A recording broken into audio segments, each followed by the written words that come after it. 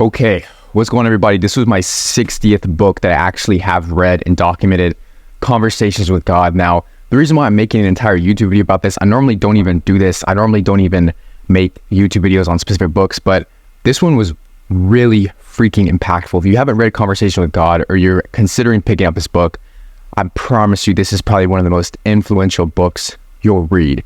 Now, the reason why I believe it was so influential is because I believe that I read it a few months after I finished reading Reality Transurfing, which is it's basically like your quantum physics Bible. It's steps 1 through 5, and it talks about transurfing reality, which basically means reincorporating your thoughts to train your subconscious mind to implant better belief systems. And it just talks about different laws of the universe and how to change your thought patterns to change your actions and then to change your results. So there's a whole entire continuum. I'm not going to get into this video, but if you guys need to read a book that is life-changing, 110% read Conversation with God. But like I said, the reason why I believe it went hand in hand with Reality Transurfing is because I see it as Reality Transurfing gave me the proper foundations to understand what Neale Donald Walsch was talking about in this book. Now, he claims that he was having an entire dialogue with God throughout this entire novel, and he was basically documenting the process of him speaking with, to, and from God. Then he was getting these downloads and writing them in the I think it was in the present tense, I believe. So that's kind of how he ran it. Now, his biggest thing is, look, the intuition voice that you hear, the bird that you hear singing, the kid that you hear crying, the annoying thing that you deal with every single day, that is God. God is within everything. Beauty is within everything. And you have the opportunity to seek out that beauty or not. That was one of my biggest takeaways. And so this helped me realize that a lot of these negative things that happen in your life, you set an intention to make $100,000 a month in your business, or you set an intention to want to put a down payment on a car, you don't have the money yet, or you simply just want to move to the next level. You want to figure out, which business model is going to work best for you. You're super eager to get in the space. You want to build up your personal brand. Whatever it is, these books have taught me that, look, the path that you go down is going to be filled with negative feedback loops. And then it's your job to either take those negative feedback loops when something bad does happen as, oh my gosh, this took me off course, or holy crap, what if this was meant to happen to get me back on course? And so this has happened in multiple times, even with relationships in my life, my personal life, even with people who have, with people who have left, things that have happened, money that I have put into different things that didn't work out, business models that I may have tried on the side of building on my agency that completely failed, partnerships that didn't exactly go through, things that I told myself I would be doing on a daily basis that I didn't go through with. There's just been so many synchronicities, is what they talk about in Reality Transurfing, and things that just happen to where it just affirmed that you're on the right track. Now, if you guys that don't know Neale Donald Walsch, he has a book too as well, which I'm going to read. Amazing. You guys can look him up on YouTube. If you guys think this stuff is hippy dippy, just read 20 pages of Reality Transurfing every single day. Now, I believe in this stuff so much. It's why I tattooed 23 in Roman numerals on my wrist. Now, this is a number I've been seeing for probably about 5 or 6, like anywhere from 5 to 10 times a day. Actually, I see 23. It just seems whenever I look at the clock, I see 23, or somebody says something that says 23, or whenever I'll just always see the number in just crazy places. Like, remember yesterday I was running somewhere and I looked up at the scoreboard because I was running in the gym, and it's just always like 23. You pass by a car, it has 23 on the side. That's just my thing. I don't know why that always happens. I think it's just a synchronicity that's just telling me I'm just continuing down the path. I'm not quite sure. I'm still trying to figure out that out myself, but I've seen 23 every single day for the past 3 years, at least 5 or 10 times a day. It's everywhere for me. So I told myself a few months ago, I was like, why not just get it freaking tatted on your body, dude? Because you're basically part of this number. So I don't know what it means. I don't know the entire point of it still, but that's something that in my personal life, I thought I'd share with you guys because it's something that, I think it's pretty weird. I think it's pretty different. If you look back at all the times that things have happened in your life, you'll understand that it was a conversation with God in of itself. People that have entered your life who have left, chapters that have opened, that have been closed.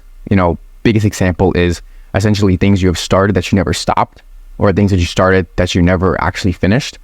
Different things that happened in your life, as he specifically talks about, it's just a conversation with God, and you can hear this inner voice if you sit yourself still, you collect this peace, and then you just kind of start breathing, and then just listening to your intuition, because from what he claims, this inner voice that you are constantly hearing is your intuition, is God, is the present being, is the creative energy trying to speak to you. And it's in every single action, it's in every single result that has happened in your life, and it's in every single thing. Now, basically, these books have allowed me to, put it the best way, expand my awareness. Now, it sounds kind of corny, it sounds kind of cheesy, I know, but when you understand it on a deeper level, which I'm still trying to understand, you kind of start to read in between the lines. So in other words, he's not just talking about the rules or his experiences. He's talking about day-to-day things, and then he's going deeper into what actually is the entire point of all this. Why are we trying to start a business? Why are we trying to make money? Who are we trying to fulfill? What are we trying to do? What is this greater purpose that we're trying to accomplish? Am I running a business because my ego is telling me to? Or am I running a business because I'm trying to fulfill a need that I might have? But is that from the ego? Is what you're doing really out of your own consciousness? Or are you doing it out of somebody else's belief for your life? Are you going to school because your parents say this is a good idea for you? Or are you really following what you truly believe you should be doing, which might not be school? And so you kind of start to have this like crisis if you look into it too much, which I would suggest you kind of just take a step back and kind of analyze. Reality transferring talks about take a step back from your life and kind of analyze yourself from a third person. When these events, when these occurrences are happening, when everything seems to be bad, when these pendulums, what he talks about, if you attach your energy to pendulums, it'll take you down negative direction, negative thoughts, direct yourself into negative actions, and then negative actions direct your life into a negative result. Obviously, thoughts create action, action creates result. That's a fact. It's not even a law of the universe. It's just a fact of us humans. Whatever is put in your subconscious mind will eventually become true. And one of the reasons, biggest thing is what I've seen with these books, with the expanded awareness, is the fact that you have to sort of view yourself as not even like a person, as like a third party. So when something is unfolding in front of you, kind of take a step back, take a step back from your body and say, okay, cool. If Patrick's dealing with this right now, and kind of talk to yourself in a third person, so it really helps me get through tough situations or problems. Say, okay, Patrick's dealing with this right now. What does this look like? Why did this happen? What can Patrick do about it? And so I start to think from kind of an unemotional standpoint. I don't take any emotional action. I'm not over here, like flailing my arms or anything. I'm just like, okay, this happened, or this is happening. Okay, so it's happening to Patrick. Okay, what can he do to mitigate this next time, or what exactly went wrong? Or let's kind of focus on, what exactly we can do better in the future, or what we can sort of construct our belief system to make better. So I'll give you guys an example. If even on the most basic level, this isn't even deep at all, you didn't close a sales call, you're super, super frustrated. It was an amazing prospect. He, was totally enticed to the service. You just didn't do a good enough job. Whether it was closing or showing him the results or desired outcome of your product or service. And so what happens now is, obviously, you can have a little conversation with God.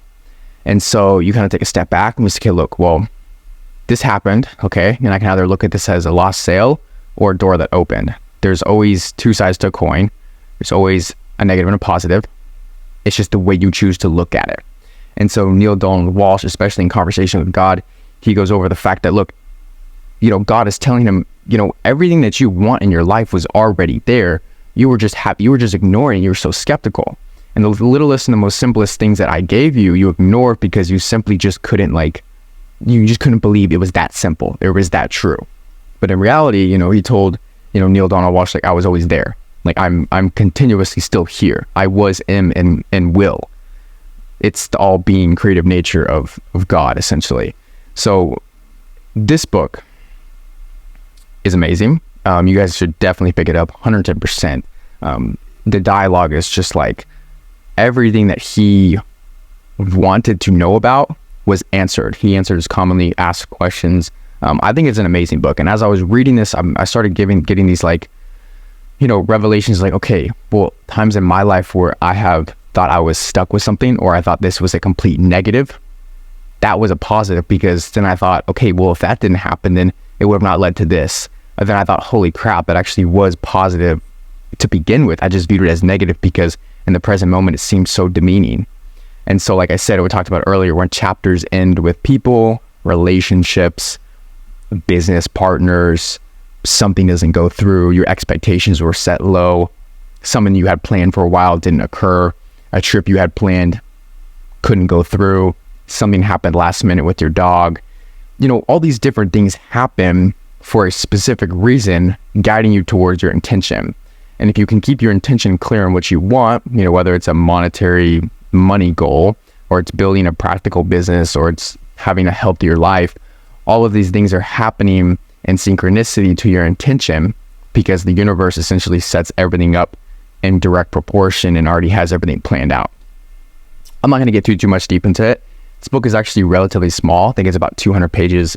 It's obviously a small book as well. Reality transfer is like a freaking giant compared to this. So you guys pick it up. It's Conversations with God. It's an amazing book. I hope I gave you guys a solid breakdown. I didn't confuse anybody. Last thing I want to do is confuse anybody on this channel. So that's kind of my key takeaways from this book. I hope you guys enjoyed it. Pick it up.